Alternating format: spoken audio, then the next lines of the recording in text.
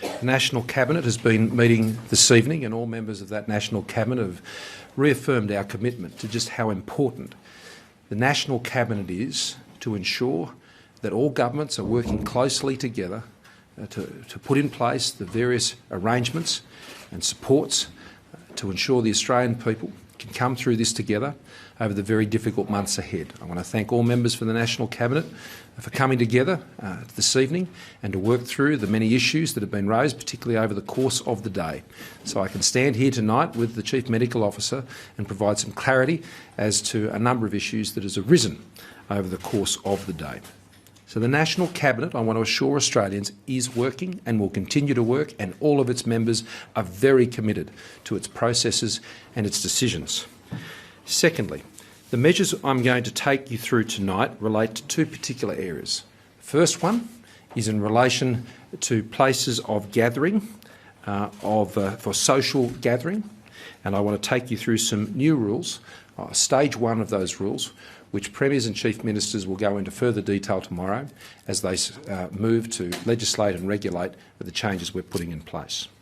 The second issue is in relation to schools, and I want to reinforce, as the Chief Medical Officer I'm sure will, that there has been no change to the advice, the health advice, in relation to schools. I said earlier today, and as the Chief Medical Officer has been stressing also at all of our presentations, social distancing, keeping the healthy distance, healthy physical distance between individuals, as you're practicing here tonight, wherever that is our biggest weapon in fighting this virus, saving lives. And we need all Australians to be following the health advice when it comes to keeping a healthy distance and observing the limits that relate to gatherings, whether they be outdoor or whether they be indoor. This is incredibly important. The failure of our public to do that will put people at risk and make it extremely difficult for governments to be able to take actions that can control the flow and spread of this virus. Governments must do their bit, and we are, but we need Australians to do their bit. On the weekend, what we saw was a disregard of those social distancing practices. As people turned up to the beach in large numbers, crammed venues in our major cities. As I flagged this morning, this sent a very clear message to Premiers, Chief Ministers and myself that the social distancing practices are not being observed as well as they should be.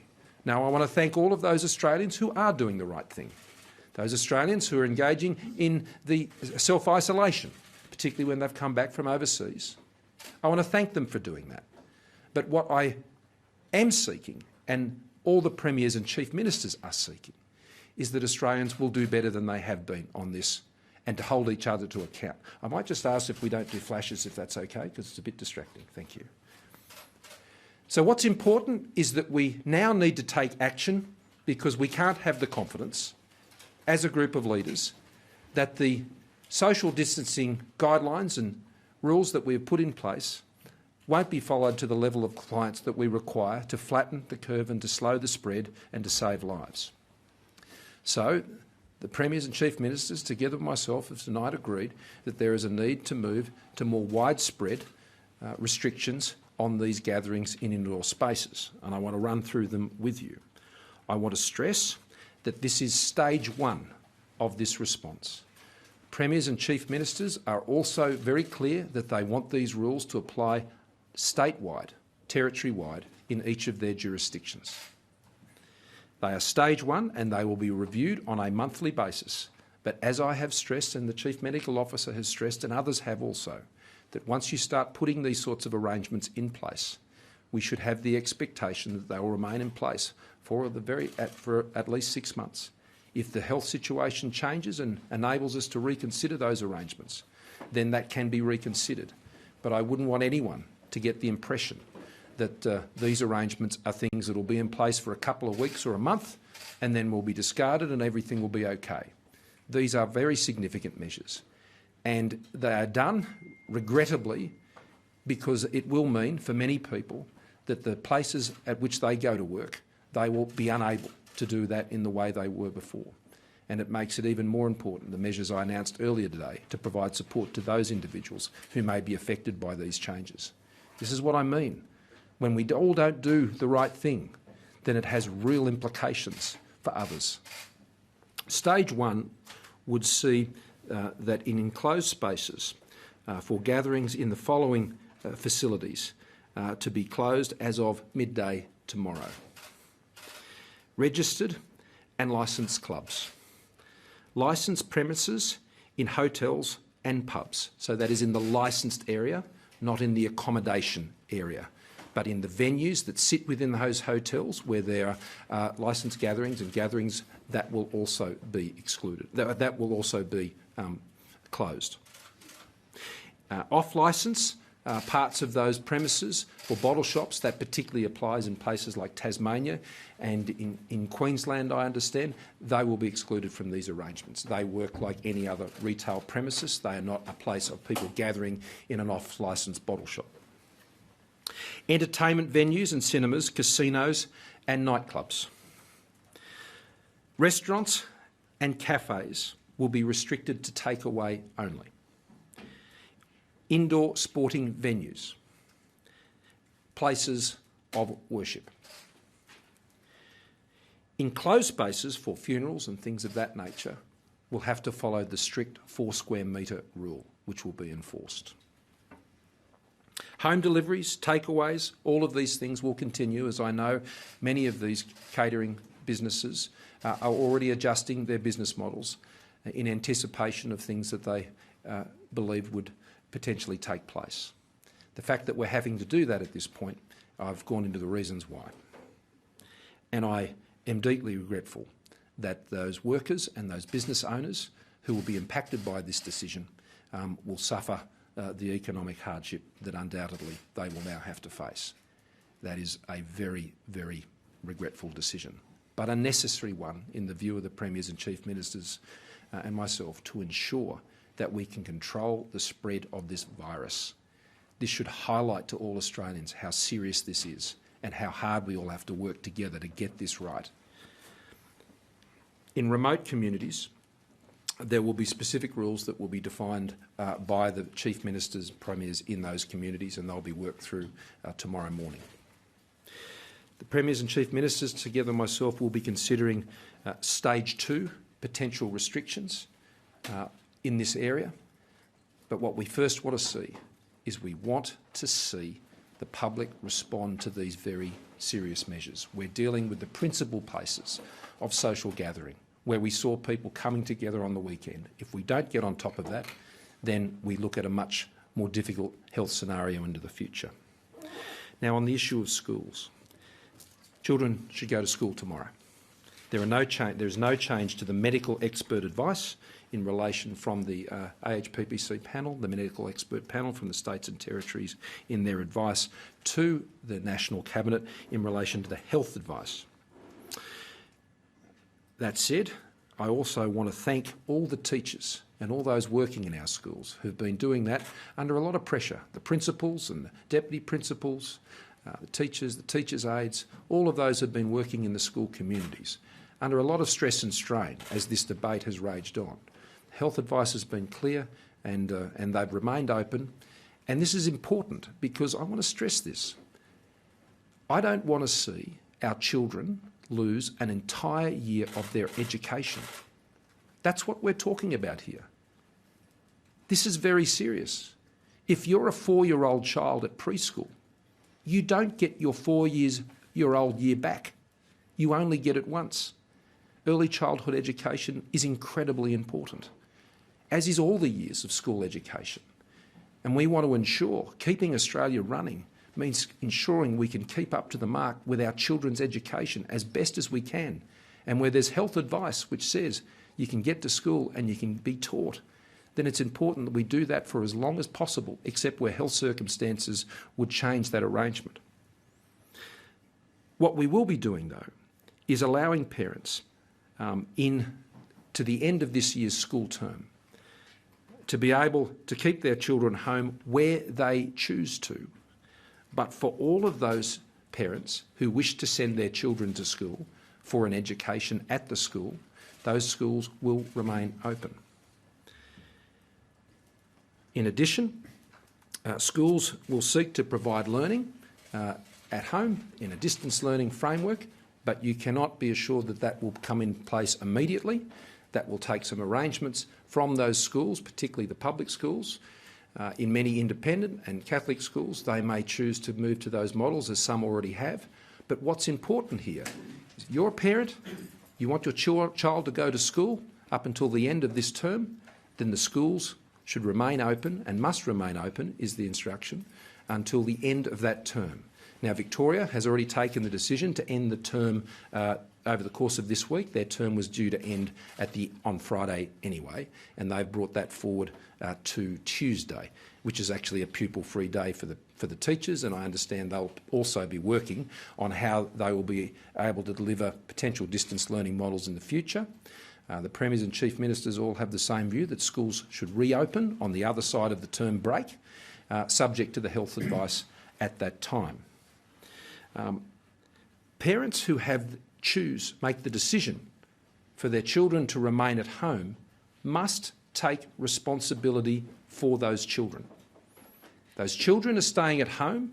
It's not an excuse for them to go down the shopping centre or to go and congregate somewhere else, or potentially put themselves in contact with the vulnerable and elderly population. If you choose to keep your child at home, you are responsible for the conduct and behaviour of your children. That is always the case for any parent. But particularly in this case, it is important that they observe the strict social distancing arrangements that have been advised to the public. This term break will be like none other. This won't be a holiday, as it's normally known, for the break in term. There won't be trips interstate. There won't be those holiday normal type arrangements. There won't be congregating up at the trampoline venue or whatever it happens to be. That won't be happening. It won't be a holiday as anyone has ever known it.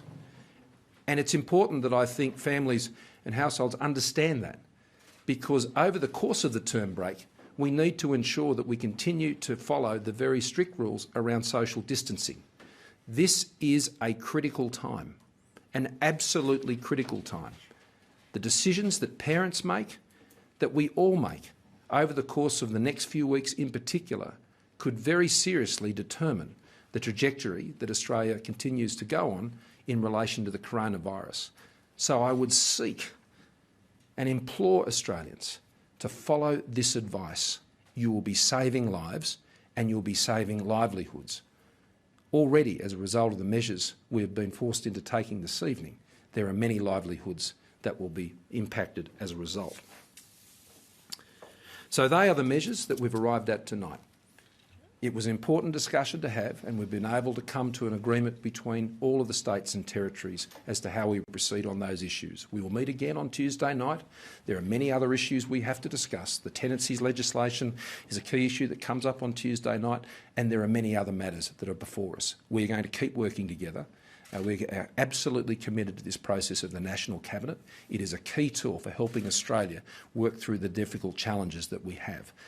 So with that, I'm going to pass over to the Chief Medical Officer, and he's going to make some comments on these things, and happy to take a few questions.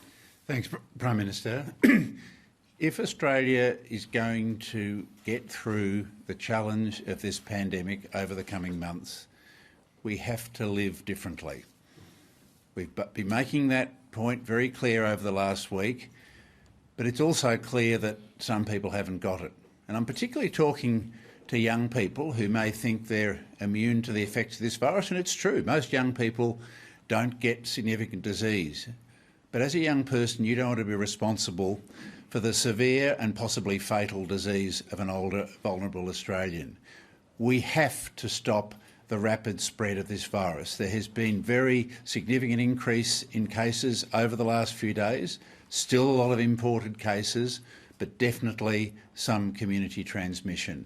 As the Prime Minister has said, people have not been getting the messages, and we've recommended unanimously that these fairly dramatic and drastic recommendations be put in place, because we have to stop those situations where viruses pass readily. We've had some events in Australia where 35 people have picked up the virus from one particular function. We cannot allow this sort of spread to happen. We have to all, in every aspect of our life, practice social distancing, good hygiene. These measures have to become our routine. We are going to live differently if we're going to get through this virus without serious impacts on the vulnerable in our community and serious impacts on the health system. We can do it. These measures are sustainable for as long as we need to. We can still get on with living, but we have to live very, very differently. I can't emphasise that enough. I do want to say again that many of the cases that we have seen in the last few days have been from international travellers. We've seen some irresponsible behaviour from people who were told to quarantine and have not, and they have spread the virus. We now have to be absolutely rigid. If you come back from anywhere, a cruise ship, a plane, and you come back to this country, you go home and you quarantine for 2 weeks, no exceptions. You are putting your fellow Australians at risk if you break that rule. So please, every one of us has to do our bit. We have to save our vulnerable Australians from what could be, and we've seen this in other countries, fairly devastating impacts if we get a widespread pandemic in this country. We can control, we can contain, and we can, as the Prime Minister has said, bend and flatten the curve. But every single Australian has to play their role in doing this.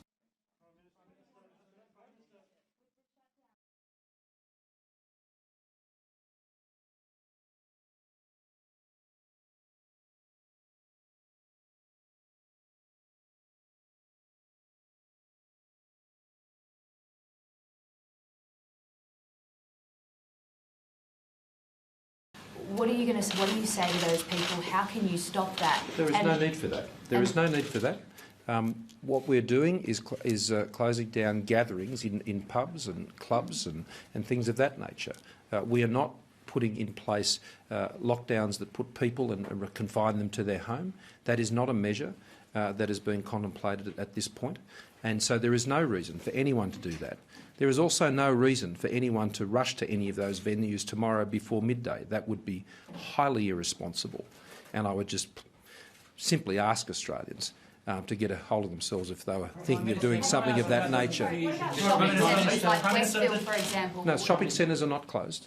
I have not said that tonight. I'll go through the list again. Closure of pubs, registers and licensed clubs, excluding bottle shops attached to these venues, the off-licence component, hotels, in their licensed premises and their venues that are at their hotels, but excluding the accommodation, gyms and indoor sporting venues, cinemas, entertainment venues, casinos, nightclubs, restaurants and cafes, which will be restricted to takeaway and or home delivery as any other venue can.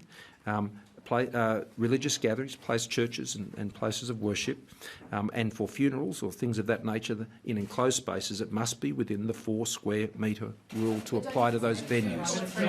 Just quickly on Prime Minister, would you mind addressing the conflict? Hang on. Yeah. The point Jen is making is this. If people move into those shopping centres tomorrow, they would not be observing the distance principles and social distancing principles that we're imploring Australians to follow.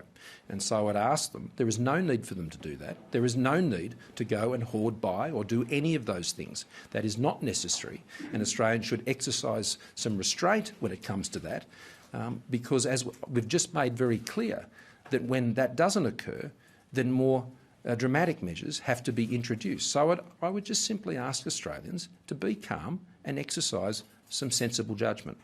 Andrew. There seems to be a critical conflict here between the advice that's going to the Victorian government with regards to schools, Victoria, which has one in 4 students in Australia, and the advice that's coming to you. And I'd like you both to answer it.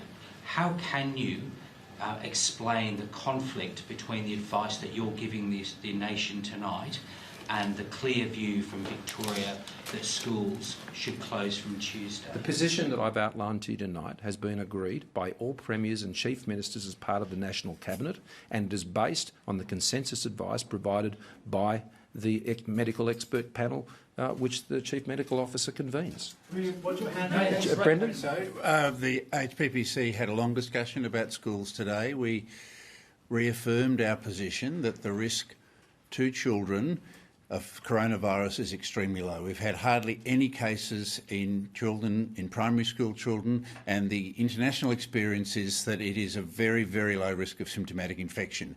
We don't know whether children may be transmitters. There isn't good evidence on, and there haven't been evidence of published cases where there's been significant transmission in a school.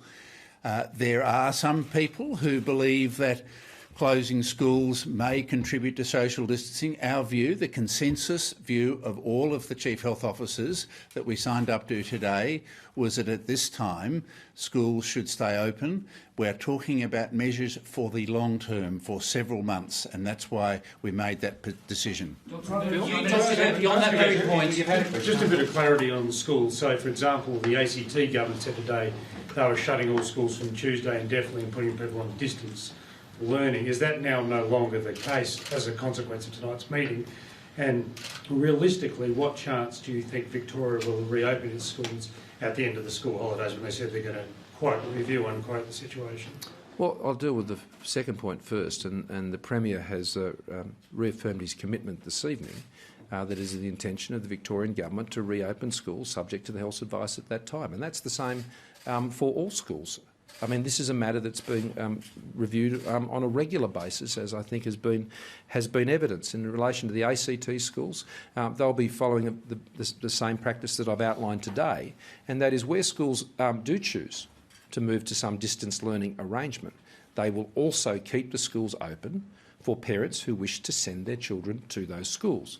Now, for many parents, for those who maybe both parents are working, those might be in essential occupations, particularly nurses and doctors and police and paramedics and things like this, this is very important. But even more important is we want our children to continue to get an education. There are many things that we're going to have to sacrifice because of this coronavirus. One of the things premiers, chief ministers and I are very keen to try and avoid is having to sacrifice the education of our children. Michelle. So this, just to be absolutely clear on this, the guarantee from all the leaders tonight was that the schools would reopen after the holidays. Subject to the health advice. Subject to the national health advice, not their own health officer. What we have continued to commit to tonight as a national cabinet is to work together on all of these issues, and that means receiving the advice from the AHPPC and to seek to address and resolve these issues amongst the national cabinet. And that's what we did tonight. So we could stand before you this evening and provide that advice on the issues that were a matter of discussion today, and I think that's very helpful, and I thank them for the ability to come to those conclusions this evening. At the back. Just quickly on stage 2, you mentioned stage 2 of this shutdown. What is in it and what triggers it? Well, stage 2 has not been defined, and it has not yet even been defined if it will be necessary. Stage 1, see what we're doing here is we're dealing with the principal places of social gathering, okay? We don't now have any confidence that people would refrain from gathering in those ways, in those places, pubs and clubs and nightclubs, and Dr Murphy has made it pretty clear that that is principally amongst the younger community. We have no confidence that that will be followed. So unfortunately, because guidelines can't be followed, then for public health reasons, we now need to take a further action which shuts those gatherings down. Now, they are the principal places of social gathering which are at greatest risk.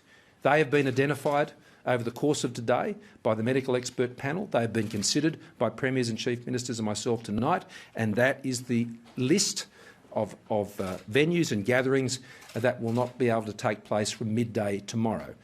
The states, the territories, the Commonwealth, the National Cabinet reserves its position to take any such further matters into consideration, as it needs to. So we will just continue to deal with this in a sensible and calm way through a disciplined process of the National Cabinet, working together and seeking to provide as clear advice as we can.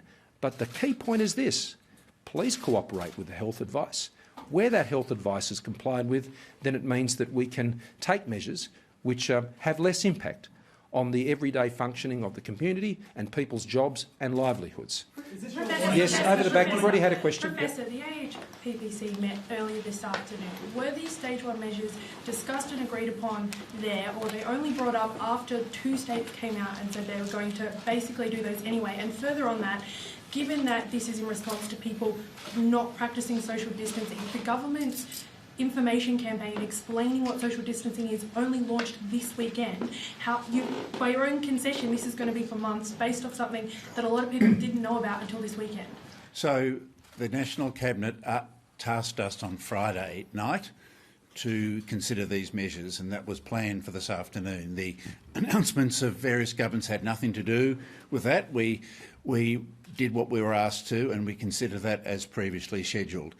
I agree that social distancing is a concept that people have to get to terms with, and the communications have been going out. We've made the message very clear in the media last week, and we made it very clear that people needed to keep their distance. We've been talking about keeping 1.5 metre distance from a lot more than the last week. So the other thing that's happened over the weekend obviously has been the significant rise in cases, and so there is a greater urgency to make measures now that we might have considered a bit later had the rise in cases not occurred. But Andrew, I'm sorry, you've had several questions. Andrew, I'm sorry. Andrew, I know, but you don't run the press conference, okay? So I'm going to go to other questions of members of the group. Catherine hasn't had a question. I'm happy to return to you, but let's just keep it civil. Catherine. Prime Minister, I think it's clear, but again, just for perfect clarity, New South Wales and schools, they're the same as the ACT. Schools will be open for the remainder of the term. Correct. Yes. And also, I think it's clear, but I'm checking, just because things have moved a bit today. Sure.